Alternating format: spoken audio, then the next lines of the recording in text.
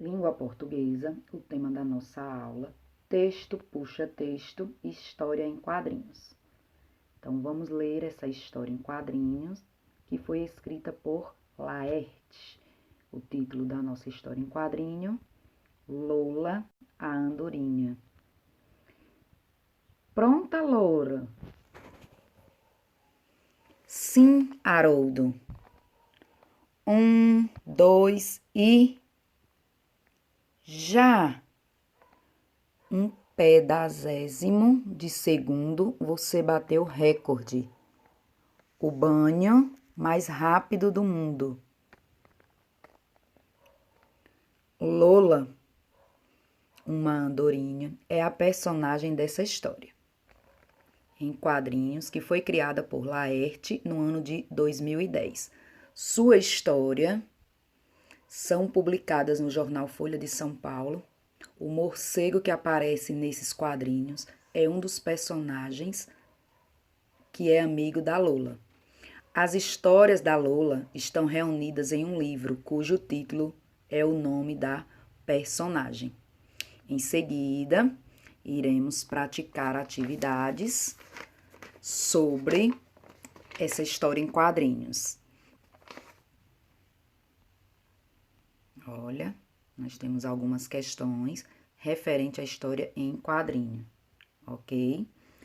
Aí nós temos, na história em quadrinho, nós temos como preencher as lacunas do texto.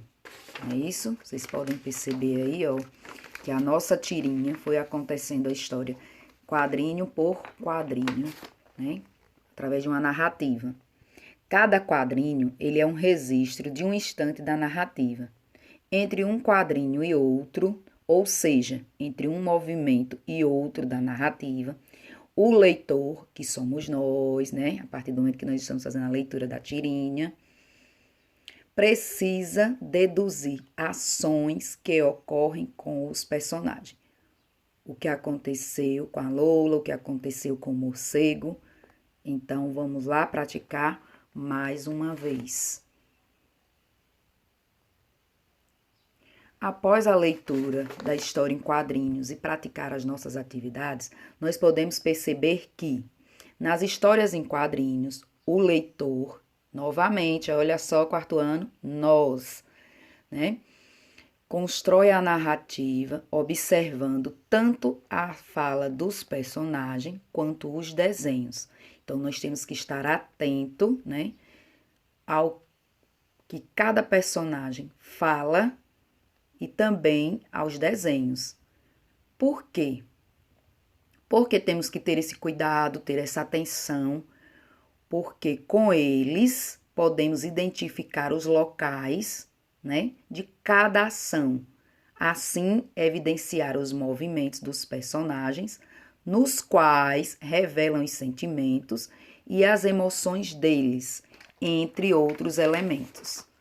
Então, a partir do momento que nós estamos construindo uma história em quadrinho, nós podemos usar a nossa imaginação e estar criando novas palavras, né? Então, essas palavras novas, essa forma de criar novas palavras é chamada de neologismo. Como você já viu em textos literários, os autores, eles brincam com as palavras. Eles podem combiná-las de formas diferentes ou explorar seus muitos significados e assim criar novas palavras.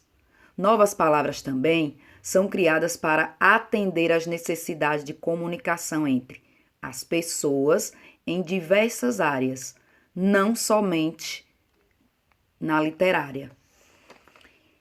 Diante disso, nós também podemos tirar, né, a fala desses personagens de dentro de cada quadrinho e escrever elas. Dessa forma, nós iremos ter que utilizar o vocativo, né? Então, vamos estudar um pouquinho agora sobre vocativo, vírgula em vocativo. Mas o que é vocativo? Né? Fica a pergunta, o porquê de estarmos nesse momento falando de vocativo, para que a gente possa, né, compreender tanto a língua portuguesa, a coesão das palavras e que nós sejamos leitores, né, conscientes, críticos, né, e bem focados. Então, é chamado de vocativo o termo ou expressão usados para se dirigir à pessoa com quem se fala. O vocativo, ele é separado do restante da frase por vírgulas. Então, se eu tenho uma frase, menino, venha aqui. Ó, estou fazendo aí nesse momento um chamativo ao menino. Então, menino, nessa frase, ela tem o sentido de vocativo. E vocês podem perceber que está sendo utilizado para separar do restante da frase uma vírgula. Vamos praticar? Então, agora chegou a hora de mais atividades. Bons estudos, boa aula e até amanhã!